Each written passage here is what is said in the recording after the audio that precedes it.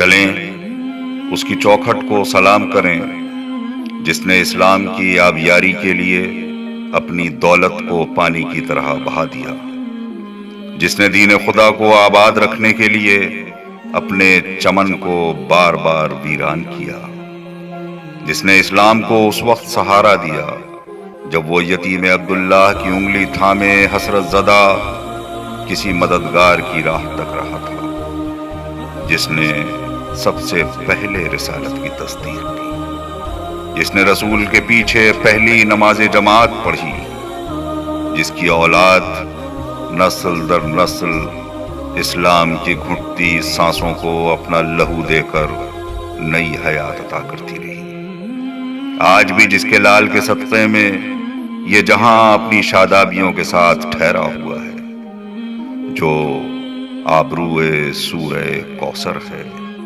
جس کا شوہر شافع محشر ہے، جس کا داماد ساقی کوثر ہے، جس کی بیٹی خاتون محشر ہے، جس کے نواسے تفسیر کوثر ہے، جس کے در کو ملائکہ سلام کرتے ہیں، جہاں جبرائیل امین آ کے کلام کرتے ہیں، اور جس کا خیر البشر احترام کرتے ہیں، اس صاحبان کا اسم گرامی ہے جناب ختیجۃ الکبریٰ سلام اللہ علیہ۔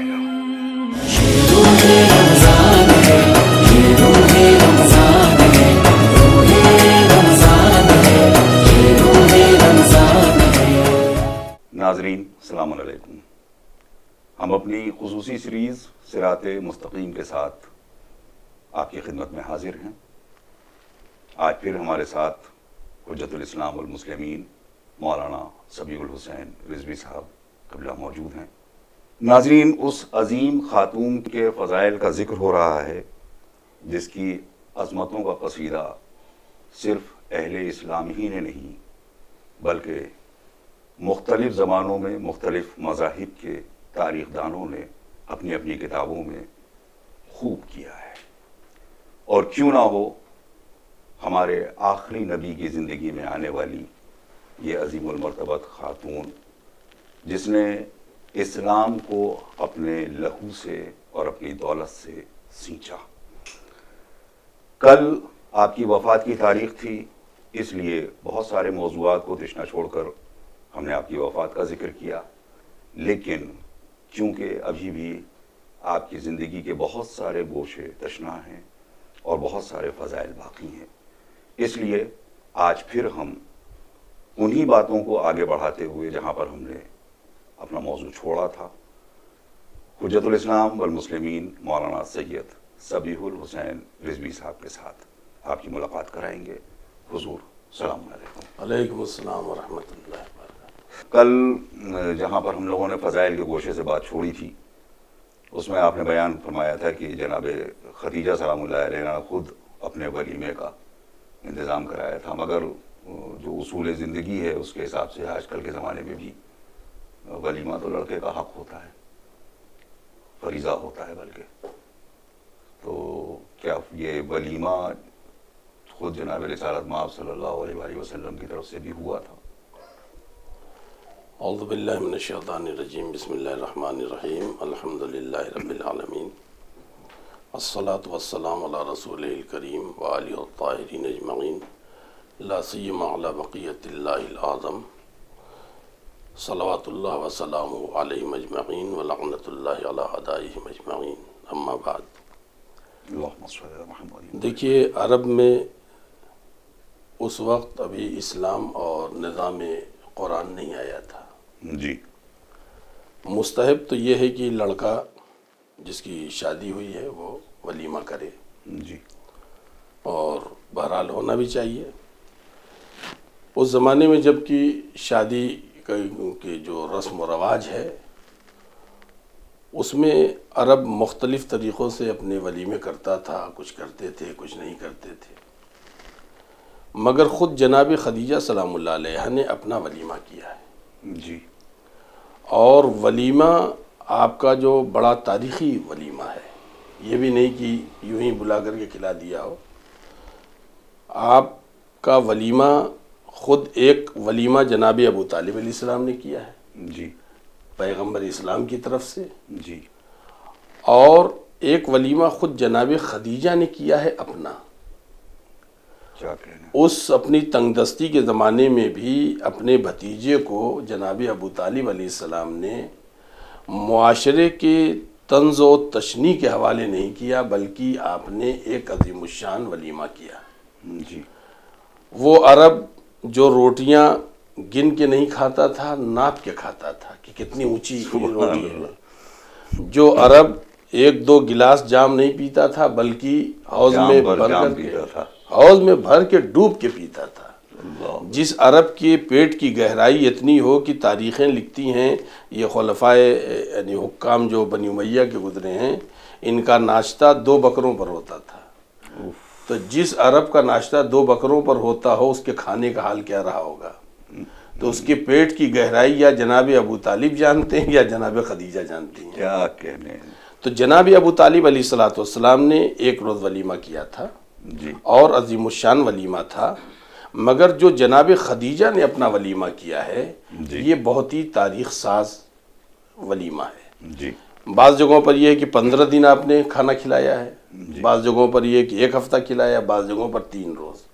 ہم کم سے کم 3 روز کو مان لیتے ہیں کہ 3 روز آپ نے عمومی اعلان، یہ بھی نہیں کہ مطلب کارڈ دیا گیا ہو تو کارڈ دیا گیا بھائی ہم لوگ کیا ہوتا ہے، اگر بہت قریبی ہے تو ماں آل و عیال، قریبی نہیں ہے تو ماں آل و عیال نہیں لکھتے، تو آدمی خود سمجھ جاتا ہے ایک ہی آدمی کو جانا ہے۔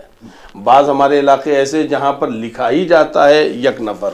جی، اور بعض علاقوں کے بارے میں آپ کا کلام بالا ہو رہا ہے، مجھے ابھی تازی خبر ملی ہے کہ وہاں پر جو لوگ ولیمے میں تشریف لاتے ہیں یا شادی میں تشریف لاتے ہیں، ان کو اپنا کارڈ اپنے ساتھ لانا پڑتا ہے، دکھانا پڑتا ہے بھیا ہمیں بلائے ہوئے ہیں، ایسے نہیں۔ اس کا مطلب یہ بھی ہے کہ لوگ پہنچ جاتے ہیں بغیر بلائے بھی، تبھی یہ احتیاط ہو رہی ہے۔ خوب ہوتا ہے۔ تو جناب خدیجہ سلام اللہ علیہ اگر 3 روز بھی آپ مانیں تو اس 3 روز میں جو تاریخ لکھتی ہے وہ یہ ہے کہ جناب خدیجہ نے جو انتظام کیا تھا، ایک عمومی اعلان تھا، یہ بھی نہیں کہ کوئی صاحب آئے کوئی صاحب نہیں آئے، نہیں، عمومی اعلان، سب لوگ آؤ آج خدیجہ کا ولیمہ ہے، دوپہر میں بھی رات میں بھی، دوسرے روز بھی دوپہر میں رات میں، تیسرے روز بھی دوپہر میں رات میں۔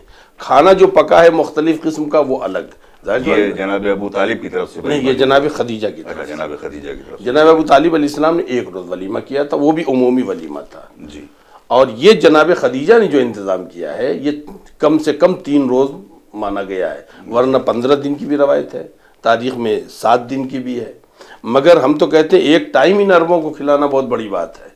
جی آج ہمارے یہاں ایک ہی ٹائم تو ولیمہ لوگ کھلاتے ہیں تو کہتے ہیں صاحب بہت خرچ ہو گیا ہے، جی ہاں، جبکہ آج کھانے والے لوگ بہت زیادہ کھانے، یعنی عربوں سے ان کا کوئی مقابلہ نہیں ہے۔ میرے خیال میں جتنا ان کے دانت میں پھنسا رہتا ہے اتنا تو آج کل لوگ کھانا کھا کے پیٹ بھر لیتے ہوں گے۔ جی جی جی، تو عرب کو کھانا کھلانا وہ بھی کم سے کم 3 روز آپ مانیے، دوپہر شام، دوپہر رات، یہ کوئی معمولی بات نہیں ہے۔ مگر کھانے کے علاوہ جناب خدیجہ نے کچھ اور بھی انتظام کیا تھا، جی جناب خدیجہ سلام اللہ علیہ نے ظاہر ہے ملکۃ العرب کی شادی ہوئی ہے، لہذا ملکۃ العرب نے اپنے اعتبار سے ولیمہ کیا، وہ بھی اجازت لے کر کے، جناب ابو طالب علیہ السلام سے اجازت لی، اگر آپ مجھے اجازت دیں تو میں اتنی عظیم سلسلے نسب سے جو میرا رشتہ ہوا ہے، ایسے باکمال شخصیت اور پرسنالٹی سے، میں چاہتی ہوں کہ خود ولیمہ کروں۔ تو جناب ابو طالب علیہ السلام نے کہا بسم اللہ، تو آپ نے یہ ولیمہ کیا، جس میں کھانے کے علاوہ پورا انبار سونے کے سکوں کا، ایک طرف چاندی کے سکوں کا، ایک طرف گیہوں کا انبار، ایک طرف دانے یعنی چنے وغیرہ کا انبار، ایک طرف کپڑوں کا انبار، اور یہ عمومی اعلان تھا کہ تمہارا اونٹ جتنا اٹھا سکتا ہو، تمہارا ایک اونٹ جتنا اٹھا سکتا ہو، تو کم سے کم جو میں نے معلومات کی کہ ایک اونٹ کی جو کیپیسٹی ہے 2 کنٹل کی ہے، کہ 2 کنٹل وہ اٹھا لیتا ہے۔ ظاہر بات ہے ایسے موقع پر تو لوگوں نے 2 کنٹل کا بھی خیال نہیں کیا ہوگا،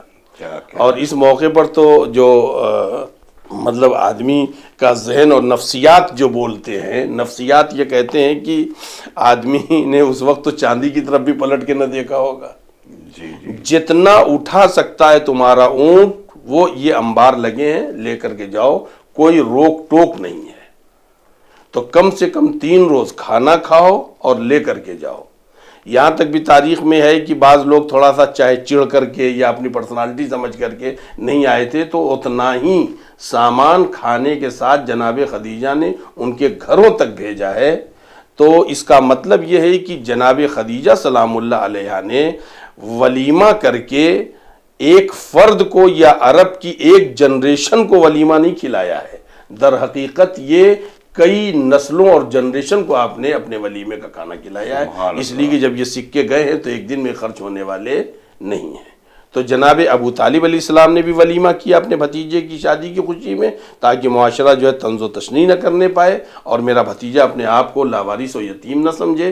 دوسری طرف جناب خدیجہ نے یہی اجازت لی ہے جناب ابو طالب علیہ السلام سے کہے کہ اپنے ولیمے کے لیے کہ سید و سردار اتنی عظیم رشتے اور اتنے عظیم سلسلے نسب سے میرا رشتہ ہوا ہے، باکمال پرسنالٹی سے ہوا ہے، لہذا میں ولیمہ کرنا چاہتی ہوں، آپ اجازت دیں۔ ظاہر سی بات ہے شریف خانوادوں کی شریف بہویں جو ہیں وہ اپنے بڑوں سے اجازت لے کے ہی کیا کہنا ہے، سبحان اللہ۔ یہ آپ کی کل ملا کے اولادیں کتنی تھیں؟ جناب خدیجۃ الکبریٰ کے بطن سے کتنی اولادیں تھیں جناب رسالت مآب صلی اللہ علیہ وآلہ وسلم کی؟ دیکھیے یہ تو تاریخ کا بہت بڑا المیہ ہے جی، کہ جناب خدیجہ سلام اللہ علیہ کے بطن اقدس سے ہی ساری اولادیں لکھی جاتی ہیں، ایک بیٹے کے علاوہ، ایک جو مدینے میں پیدا ہوئے تھے۔ تمام جتنی بھی اولادیں بتائی جا رہی ہیں، نہیں میں ابھی وہ اس سلسلے میں آپ سے سوال کروں گا، وہ جو 4 بیٹیوں والا افسانہ بھی ہے جو میں ابھی واقعاً جو آپ کی اولادیں تھیں جو شیعہ ہمارے شیعہ محققین کے اعتبار سے آپ کے 3 بیٹے تھے جی اور 1 بیٹی تھی۔ جی 3 بیٹے، ایک قاسم، ایک ابراہیم اور ایک عبداللہ، یہ ہمارے شیعہ محققین نے جو تحقیق سے اب تک سامنے چلایا، اور کوئی اختلاف نہیں ہے شیعہ محققین میں، کوئی اختلاف نہیں ہے کیا کہنا کہ یہ 3 بیٹے ہیں۔ ایک کا نام قاسم، اسی لیے آپ کو ابو القاسم کہا جاتا جی تھا، جی جی پھر آپ کے بیٹے ابراہیم ہیں اور ایک تیسرے بیٹے عبداللہ ہیں، جی اور آپ کی ایک بیٹی ہیں صدیقہ طاہرہ فاطمہ زہرا علیہ السلام۔ اللہم صلی اللہ یہ شیعہ محققین کا کہنا ہے۔ جی اور جو دوسرے ہمارے مسلمان رائٹرز نے لکھا ہے، کسی نے کہا ہے، مثلا یہ محدث دہلوی نے لکھا ہے کہ آپ کے 2 بیٹے اور 4 بیٹیاں تھیں۔ نہیں وہ اس موضوع پہ تو میں نے ابھی عرض کیا کہ میں ابھی آتا ہوں۔ یہ جو ان کے 3 بیٹوں کا آپ نے ذکر کیا ہے، یہ تھے باحیات یا کیا ہے ان کے بارے میں؟ یہ بچپنے میں ہی یہ تینوں بیٹے مر چکے تھے۔ اچھا، جناب عمروں کے بارے میں معلوم ہے ان کے بس یہ مطلب جو تاریخ لکھتی ہے کہ یہ زمانے رضاعت میں اور زمانے طفلی میں ہی ان کا انتقال ہو گیا تھا۔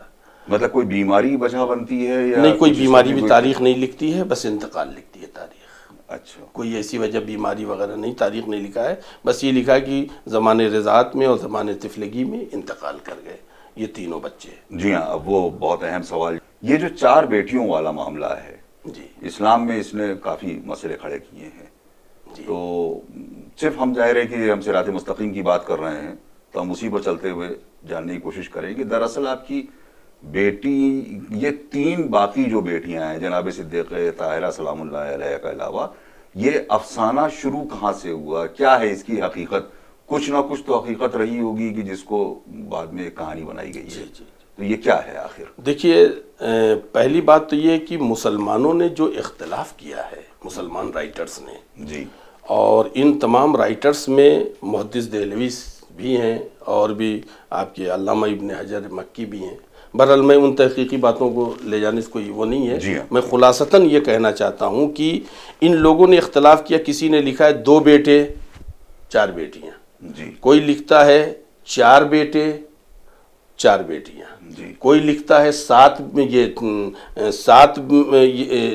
4 بیٹیاں 3 بیٹے، یعنی گویا 7، کوئی لکھتا ہے 8 بیٹے 4 بیٹیاں، یعنی اختلاف بیٹوں میں سب نے دکھایا ہے، جی بیٹیوں میں اختلاف کسی نے نہیں دکھایا ہے۔ جی یہ مطلب قابل غور بات ہے۔ جی اب جہاں تک بات ہے کہ یہ بیٹیاں جو ہیں، ان میں سے ایک کا نام زینب، ایک کا نام رقیہ اور ایک کا نام کلثوم، آپ نے جو ایک بیچ میں بات کہی ہے کہ یہ بات اٹھی کہاں سے ہے، جی تو یہ در حقیقت عالم اسلام نے گویا یوں کہا جائے کہ یعنی اسلامی حکومت کے حکمرانوں نے اپنے کسی چہیتے کو 2 نور والا ذو النورین دو نور والا ثابت کرنے کے لیے یہ فضیلت لے جا کر کے موڑنا چاہتے ہیں کہ رسول کی بیٹیوں سے شادی ہوئی لہذا یہ دو نور والے ہیں. کیوں؟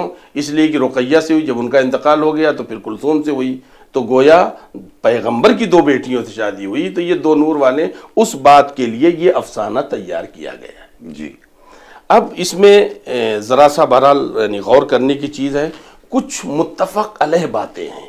اگر یہ دیکھنا ہو کہ واقعاً 4 بیٹیاں پیغمبر کی تھیں، اچھا یہ سب بطن خدیجہ سے ہے، ان میں سے کسی اور بیوی سے نہیں ہے، سب بطن خدیجہ سے ثابت کی جا رہی ہیں، تو کچھ چیزیں متفق علیہ ہیں.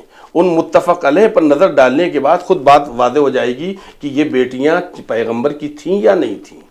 پہلی بات تو یہ کہ حضور کا جو عقد مبارک ہوا ہے، آپ کی عمر مبارک کل ہے 25 برس جی. جب عقد مبارک ہوا ہے، جی. یہ متفق علیہ ہے. جی. 40 برس کی عمر میں آپ کا اعلان رسالت ہوتا ہے، یہ بھی متفق علیہ ہے. جی.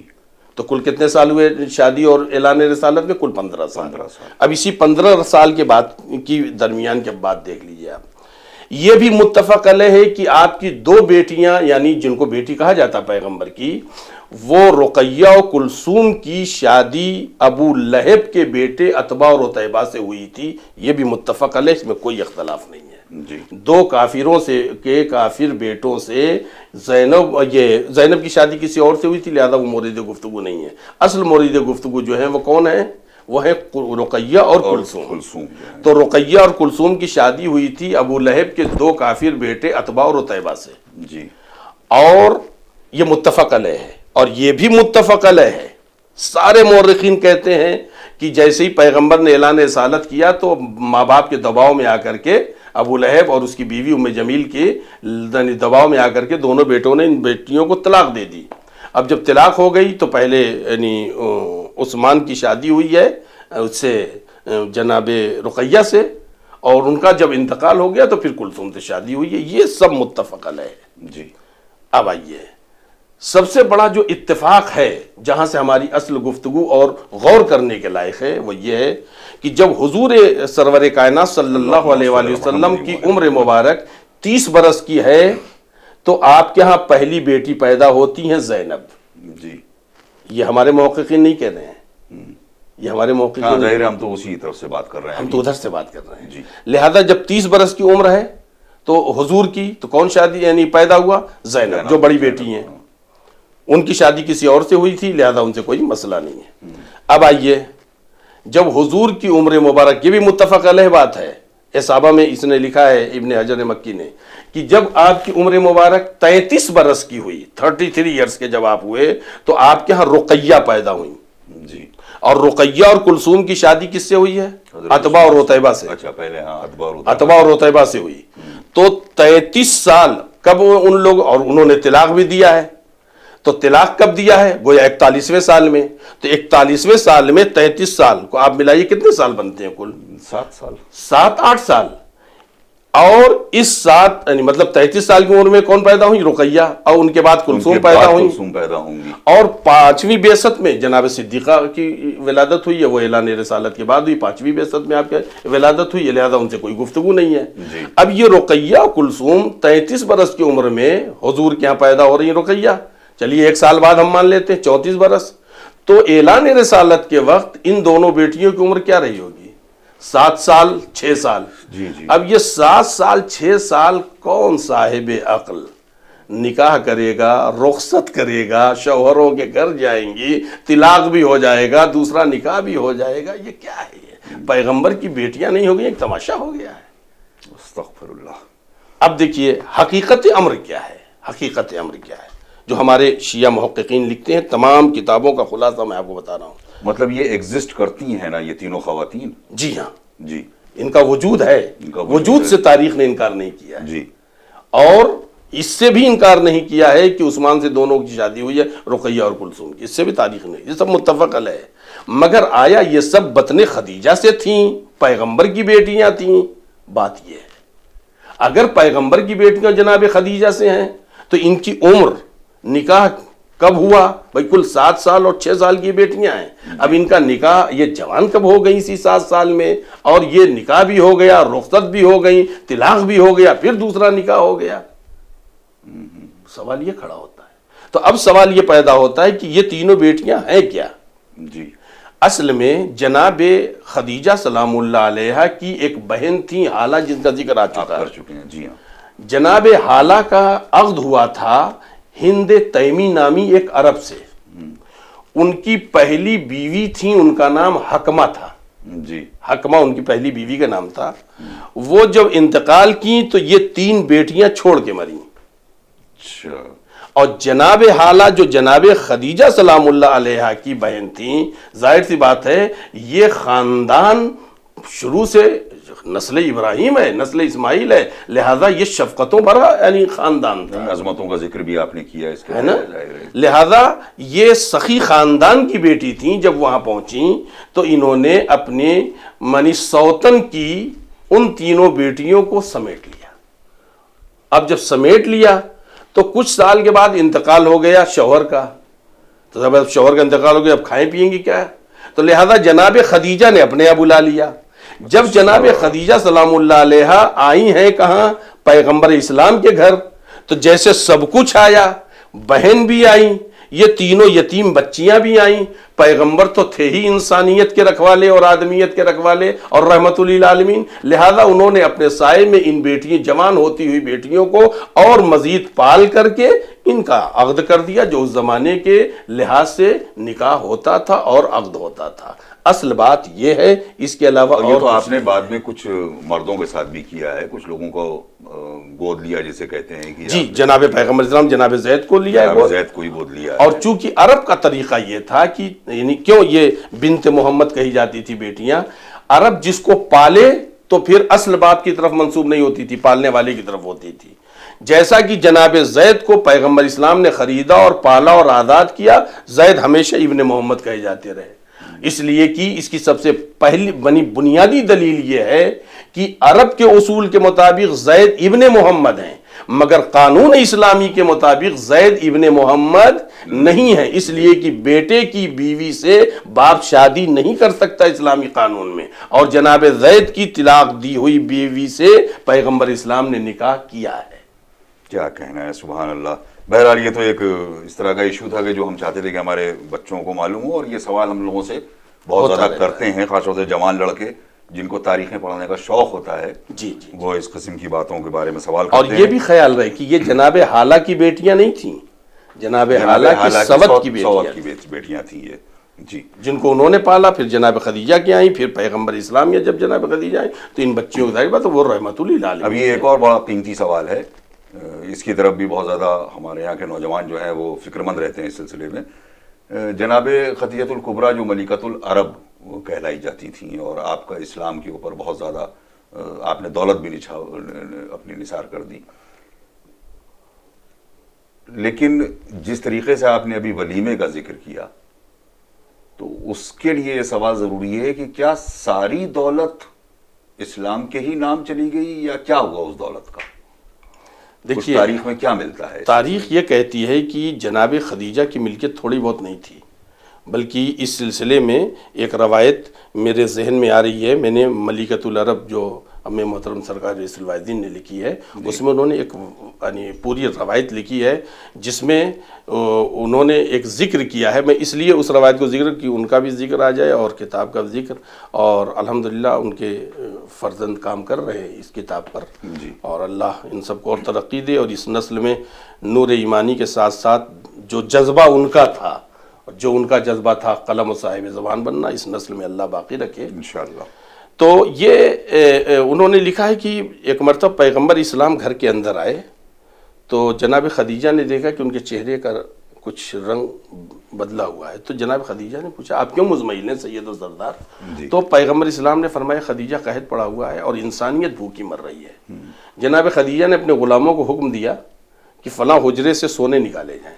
سونے کے ٹکڑے، سکے نہیں ٹکڑے، اتنے نکالے گئے کہ اس میں انہوں نے لکھا ہے، چونکہ راوی کا نام وہ لکھنا نہیں چاہتے تھے کہ انہوں نے بلکہ وہ کہا بھی کہ میں راوی کا نام نہیں لکھنا چاہتا، اور راوی اتنا لمبا تھا کہ وہ کہتا ہے کہ اتنا بڑا انبار تھا کہ میں ادھر کے آدمی کو دیکھ نہیں پا رہا تھا. یہ سب جناب خدیجہ نے کہا آپ لیجئے اور لے جا کے دے دیجئے، تمام انسانوں کو دے دیجئے. تو جناب خدیجہ کا مال فقط اسلام کی راہ پر خرچ نہیں ہوا ہے، بلکہ یہ کہا جائے اسلامی مشن میں انسانیت کی رکھوالی تھی، انسانیت پر بھی آپ کا مال خرچ ہوا ہے، جبکہ وہ لوگ سب مسلمان نہیں تھے۔ سبحان اللہ۔ تو جناب خدیجہ کا مال تھوڑا بہت تو تھا نہیں، لہذا دو طریقے سے یعنی تاریخ دکھا رہی ہے۔ ایک مرتبہ یہ ہے کہ آپ نے اپنے چچاداد بھائی ورقہ بن نوفل جو عالم کتب آسمانی تھے، ان سے کہا کہ یہ سارا مال آپ جا کر کے میرے شوہر سے کہہ دیجئے یہ سب آپ کا ہے، سب آپ کا ہے۔ اور ایک جگہ تاریخ یہ ملتی ہے کہ آپ نے خانہ کعبہ کے پاس پردہ لگوایا اور تمام رؤساء عرب کو بلایا، اور بلانے کے بعد آپ نے کہا آج سے میں محمد کی اور میرا وہ مال جو اٹھ کے جا سکتا ہے، جیسے جانور ہے، غلام ہے، کنیز ہیں، پیسے ہیں، وہ بھی محمد کا، اور وہ مال جو اٹھ کے نہیں جا سکتا ہے جیسے باغات ہے، مکان ہے، کھیت ہے، زمین ہے، وہ سارا مال محمد کا، میں بھی محمد کی صلی اللہ علیہ وآلہ وسلم، اور میرا سارا مال آج سے محمد صلی اللہ علیہ وآلہ وسلم کا ہے، اور یہ سید و سردار جہاں چاہیں خرچ کریں، جیسے چاہیں خرچ کریں، اب آج سے وہ مالک ہیں، میں مالک نہیں ہوں۔ یہ سارا مال آپ نے پیغمبر اسلام کے حوالے کر دیا۔ اب پیغمبر نے کیا کیا وہ سارا مال؟ پیغمبر نے وہ سارا مال کیا کیا؟ پیغمبر نے اس مال سے تاریخ کہتی تجارت نہیں کیا ہے، بلکہ پیغمبر اسلام نے اس لیے کہ یہ مسلمان ہونے والے یہ غلام، کنیز، غربت زدہ، مفلس لوگ ہوتے تھے، لہذا پیغمبر اسلام کوئی قرضے کی وجہ سے کلمہ نہیں پڑھ پا رہا ہے، اس کا قرض ادا کر دیا۔ کوئی کہہ رہا تمہیں ہم یہ جو ہے اس لیے کلمہ نہیں پڑھنے دیں گے کہ تم ہمارے مقروض، ٹھیک ہے آزاد ہو مگر مقروض ہو نہیں کرنے دیں گے، چلو بھائی ان کا پیسہ دے دیا، قرض ادا کر دیا، غلاموں کو آزاد کیا، کنیزوں کو آزاد کیا آپ نے۔ اور یہ سارا مال پیغمبر اسلام کی کل 13 سال کی مکی زندگی ہے، مکی زندگی میں پورے اسلام کو، مسلمانوں کو کھلایا ہے، پلایا ہے، یہاں تک کہ شیب ابی طالب جب ان لوگوں نے اقتصادی ناکہ بندی کر دی کہ کوئی یعنی بائیکاٹ، اقتصادی ناکہ بندی کا مطلب بائیکاٹ، دکانیں آپ کے ہاتھ یعنی جتنے مسلمان ہیں وہ اپنا سامان نہیں بیچیں گی، نہ وہ خرید پائیں گے نہ یہ بیچ پائیں گے، نہ وہ بیچ پائیں گے نہ وہ خرید پائیں گے، اور یہاں تک کہ جو دوسرے باہر سے تاجر آتے ہیں ان کو بھی یہ لوگ روکتے تھے، اور بھوکمری کا ایک ماحول پیدا ہو گیا۔ تو مکے کے باہر ایک علاقہ تھا، اس شیب ابی طالب کہا جاتا ہے، وہ دو پہاڑوں کے درمیان میں۔ اس موضوع کو ہم ملتوی کرتے ہیں انشاءاللہ کل کے لیے۔ ابھی اصل میں اہم چیز یہ ہے کہ ہمارے ناظرین سوالات بہت زیادہ بھیج رہے ہیں، اور اس میں بہت سارے سوالات تو ایسے ہوتے ہیں کہ جن کا ہم ذکر بعض کا کر بھی نہیں سکتے ہیں، بعض سوالات ایسے ہیں کہ جن کو بارہا کیا جا چکا ہے، اور بعض سوالات جو ہیں وہ ماہ مبارک سے متعلق نہیں ہیں، الگ سے ہیں۔ تو بہرحال میں بہت چھوٹے چھوٹے سوالات کچھ ایک آدھ میں نے تیار اس میں سے نکالے ہیں۔ ایک سوال تو یہی ہے کہ جو شادی کے اخراجات ہیں، ایک مومن کا سوال ہے کہ جو شادی کے اخراجات ہیں اس کے سلسلے میں آپ کیا کہیں گے، جو آج کل جس طرح سے شادیاں ہو رہی ہیں؟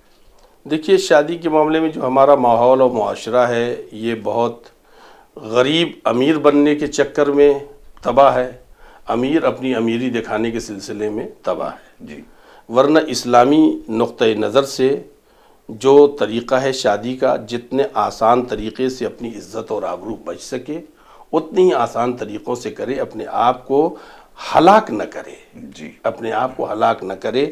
اور ہمارے معاشرے کے دولت مندوں کو بھی چاہیے کہ تھوڑا وہ بھی ہلکے ہو کر کے شادی کریں، تاکہ ان کے غریب عزیزوں اور رشتہ داروں مومنین کو اپنی عزت بچانے کے لیے قرض کے پہاڑ کے نیچے دبنا نہ پڑے، اور اگر دولت کا مظاہرہ کرنا ہے تو وہ وہی کیا جائے کہ خاموشی سے، تاکہ ثواب میں اس کا ثواب بھی مل جائے۔ جی خاموشی سے اپنی بیٹی کو دے دے، اور بیٹی کو دے دیں، یا غربا میں اگر آپ تقسیم کر سکتے ہیں کچھ دولت کو کر دیجئے۔ اتنے بڑے بڑے ولیمے ظاہر ہے کہ معتدل ہونا چاہیے جی جی ہر چیز، تو اس کی اپنی عزت اور آبرو جو ماحول و معاشرے کا ایک وہ ہے اس کا لحاظ کرتے ہوئے آدمی اپنے آپ کو اسراف سے بچائے، اور زیادہ سے زیادہ یہ کوشش کرے کہ پیسے اگر 2-4 بچیں گے۔ دیکھیے کارڈ پہ کتنا لوگ پیسے خرچ کرتے ہیں، کارڈ آتا معلوم ہوتا اب یہ 400 کا کارڈ، یہ 500 کا کارڈ آیا، آدمی نے دیکھا اٹھا کر کے وہ کنارے رکھ دیتا ہے، آدمی تاریخ کو موبائل وغیرہ میں فیڈ کر لیتا ہے جی، اور اس کا کنارے رکھ دیتا ہے۔ بہت سارے پہلو اس قسم کے ہیں کہ جو اتنے بڑے بڑے اخراجات ہیں ان کو روکا جا سکتا ہے، مگر بہرحال آدمی جو ہے وہ اب کیا بتایا جائے، بہت ہی عام چیز بر المومنین کو متوجہ ہونا کوئی چاہیے، اس سے مستثنا نہیں ہے، مطلب ہر طرف ہر قسم کی سوچ کے لوگ، ہر طرح قسم کے سوچ کے لوگ ہیں، کر رہے ہیں۔ لہذا ہمارے مومنین کو بہرحال چاہیے کہ اس سلسلے میں ایک اجتماعی نظریہ قائم کریں کہ تھوڑے پیسے میں مطلب عمرہ اہل دولت کریں، انہی کو قدم اٹھانا پڑے گا، پیش قدم اٹھائیں تو انشاءاللہ تعالیٰ جو ان کے غریب رشتہ دار ہیں وہ بھی یعنی اپنے آپ کو عزت دار سمجھیں گے، تھوڑے پیسے میں اپنی بیٹی رخصت کر کے۔ اچھا، اور ایک یہ بھی ہے کہ وہ سید لڑکے سے غیر سید لڑکی کی شادی کا جو مسئلہ ہے، یہ بہت پرانے سوالات ہیں، بہت پرانا سوال ہے یہ تو۔ اور دیکھیے اصل میں معصومین کے گھرانے میں اصل میں دو باتیں ہیں، شادیاں ہوئی ہیں کہ نہیں غیر سید لڑکی سے؟ اس میں دو باتیں ہیں جی۔ ایک بات تو یہ ہے کہ آپ جب شریعت سے پوچھئے گا جائز ہے یا ناجائز تو شریعت کہے گی جائز ہے۔ کیوں؟ اس لیے کہ ایک منزل ایسی آتی ہے کہ دونوں نامحرم ہیں، جی۔ اب وہاں پر ظاہر سی بات ہے گناہ سے اپنے آپ کو بچانا ہے، جی۔ تو ظاہر بات ہے شریعت کا قانون اس کے پاس اگر نہیں ہے تو پھر گناہ میں ملوث ہو جائے گا۔ جی۔ ایک منزل ایسی آتی ہے کہ ایک جگہ پر صاحب کوئی ہے ہی نہیں سوائے غیر سادات کے، یہ سید لڑکی کیا کرے گی؟ سمجھے آپ؟ یا تو یہ یوں ہی رہ جائے، چلیے ایک منزل ایسی آتی ہے۔ ایک منزل ایسی بھی آتی ہے کہ ہمارے یہاں بھی جو سادات کرام لڑکے وہ بھی خوبصورتی تلاش کرتے ہیں، تو یہ جو ہماری سیدانیاں خوبصورت نہیں ان کا کیا ہوگا؟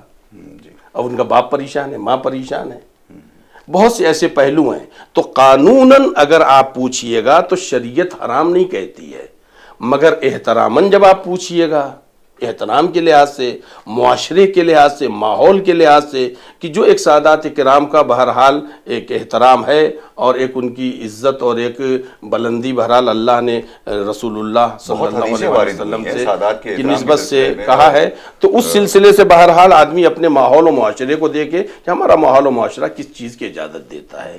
کچھ چیزیں ایسی ہوتی ہیں جو شریعت جائز تو کرتی ہے مگر یہ کہ اس کو ہم کرتے نہیں ہیں، اس لیے کہ ہمارا ماحول اجازت نہیں دیتا۔ کیوں؟ اس لیے کہ شریعت نہیں کہہ رہی ہاتھ پکڑ کے جائیے آپ کریے، شریعت نے آپ کو قانون دے دیا کہ آپ کر سکتے یا نہیں کر سکتے، اب فیصلہ آپ کے ہاتھ میں ہے کہ آپ کو کرنا ہے یا نہیں کرنا ہے، اور یہ سب مسئلہ مراجع کرام سے مربوط ہے، لہذا جو ہے مزید اس کے لیے اپنے مطلب ہر انڈیویجول کے لیے رائے الگ بدل سکتی ہے۔ پہلے آدمی اپنے حالات لکھے کہ کن حالات میں وہ ایسا کرنا چاہتا ہے، تو ظاہر ہے کہ اس کے لیے مراجع اسی کے آسانی کے اعتبار سے اس کا جواب دیں گے۔ اور ایک بڑا عجیب و غریب سوال میں انہی کے لفظوں میں دہرا دیتا ہوں بالکل، اور بہت عجیب سوال ہے کہ رمضان میں کون کون سی گالی دی جا سکتی ہے؟ دیکھیے گالی بکنا تو حرام گناہ کبیرہ ہے۔